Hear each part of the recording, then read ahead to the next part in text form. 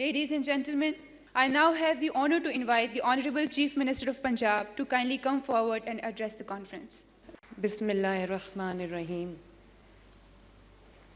Honorable, revered Chief Justice of Pakistan, Honorable Judges of the Supreme Court of Pakistan,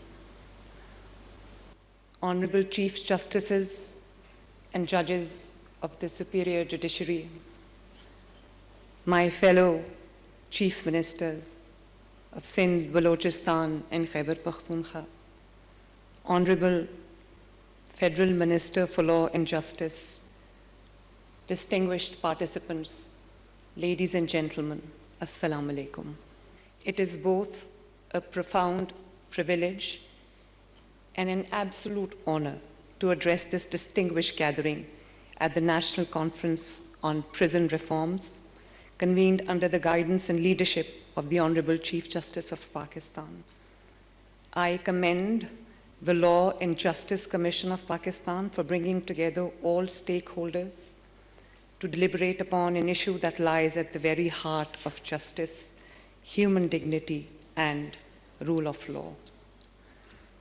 Allow me at the outset to pay tribute to the Superior Judiciary of Pakistan for its unwavering commitment to constitutionalism, the protection of fundamental rights, and its continuous efforts to improve the administration of justice.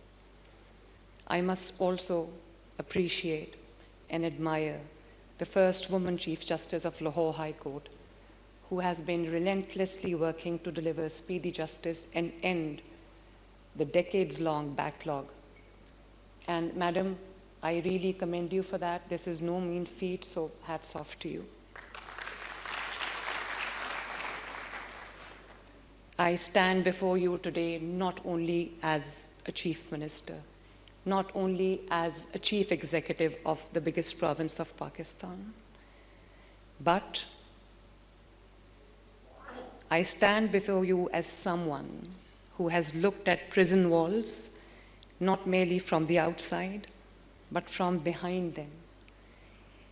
And the reforms that I will be talking about today stem from my own personal experiences. I have lived them personally, experienced them firsthand, and that experience, Your Honor, changed me forever. It changed the way I think about justice. It changed the way I understand the responsibility of state towards those in custody. Most importantly, it reminded me that a prison sentence should never become a sentence against human dignity. Your Honor, every reform that we have introduced carries a memory. Every policy that I'm making today carries a lesson learned behind the prison walls, and I did not want these experiences to remain my personal story. I wanted them to become institutional reforms so that no prisoner, regardless of who they are or where they come from, has to endure avoidable suffering. When we speak of prisons, we must look beyond walls, bars, and security arrangements. A prison is not merely a place of confinement.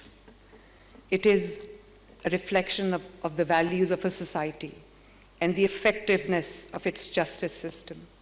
The manner in which we treat those in our custody ultimately measures our commitment to justice, to fairness, to compassion, to respect, and to human dignity. Punjab operates one of the largest correctional systems in Pakistan, comprising 45 prisons that currently house more than 69,000 inmates, close to 70,000, against an authorized capacity of approximately 39,000. Yet the challenge is not just overcrowding. Nearly 3/4 of our prison population consists of under-trial prisoners. The reality reminds us that prison reforms cannot be pursued in isolation. It must go hand in hand with broader reforms across the criminal justice system. For me, however, these reforms, as I just said, are not merely administrative decisions. Every reform, as I said, carries a memory. Every policy has a human story behind it. My story, my own story, story of thousands. Every improvement reminds me of something I witnessed or experienced myself firsthand. I introduced emergency call buttons across Punjab and alarm bells, panic buttons inside prison cells throughout Punjab. Today, every prison cell is equipped with these emergency systems so that no inmate is ever left without a way to call for immediate assistance. And the assistance comes. When someone calls for help, help must arrive.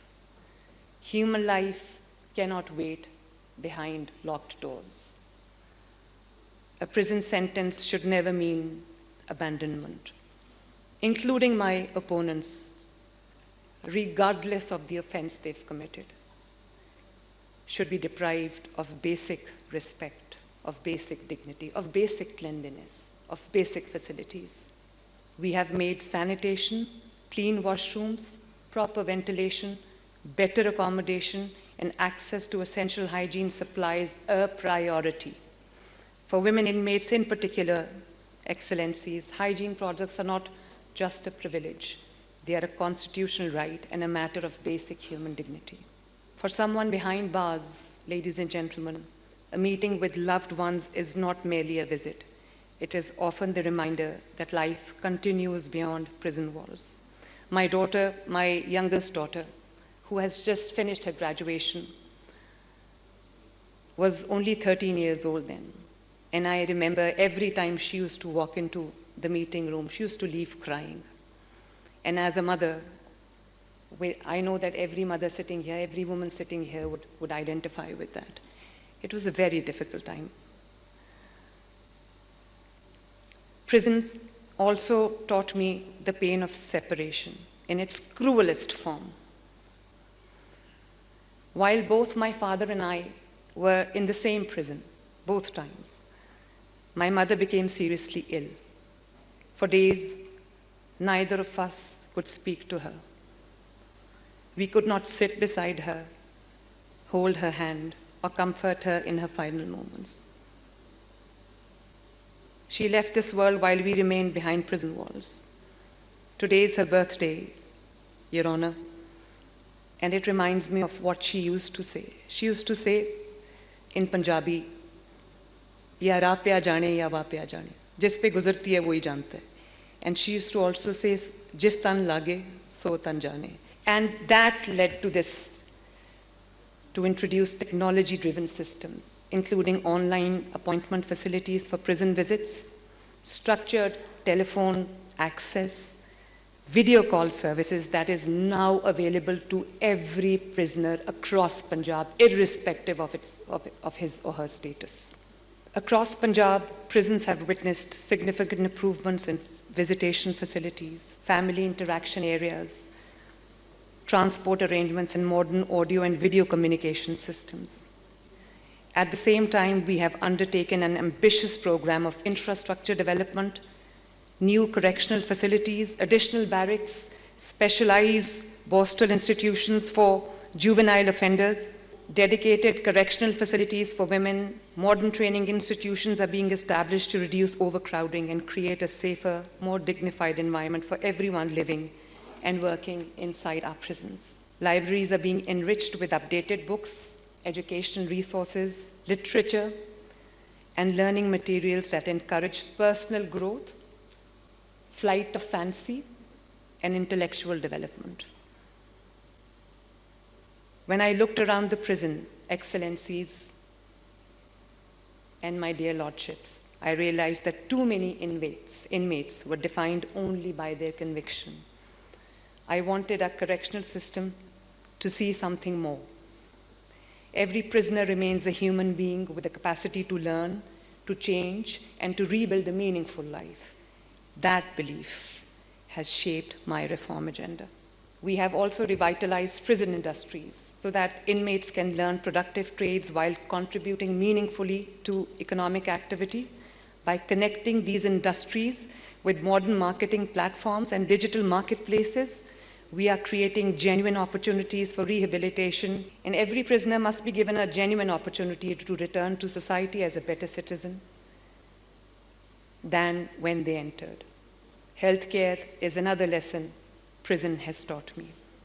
And therefore, Government of Punjab has made healthcare one of the cornerstones of prison reforms. Through the Chief Minister's Prisoners' Health Program, comprehensive screening and treatment systems have been introduced for communicable diseases, mental health conditions, and substance use disorders. Jail hospitals are being upgraded, and partnerships with leading hospitals and healthcare institutions have been strengthened to ensure professional medical supervision and continuity of care. Punjab has embraced digital transformations to make prison administration more transparent, accountable, and efficient. Digitization of prisoner records, biometric verification systems, as you saw in the video, integration with national database, and the Safe Jails Punjab project are strengthening governance while enhancing the safety of inmates, prison staff, and visitors alike simultaneously. As we move forward, my dear lordships, we continue to look forward to the superior judiciary, not only as an institutional partner, but also as a source of guidance and inspiration. Judiciary's steadfast commitment to safeguarding constitutional rights and protecting human dignity provides the moral compass for all of us engaged in public service. Together, we can build a correctional system that protects society while respecting the dignity of every individual entrusted to the care of the state. Our vision is clear, Excellencies. Prisons must no longer be a place where hope dies.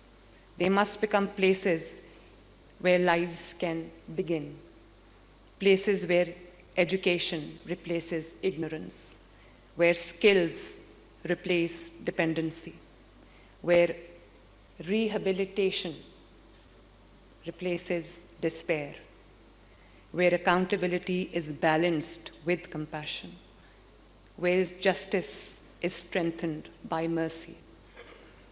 Every reform we have introduced is rooted in one simple principle, and that is human dignity.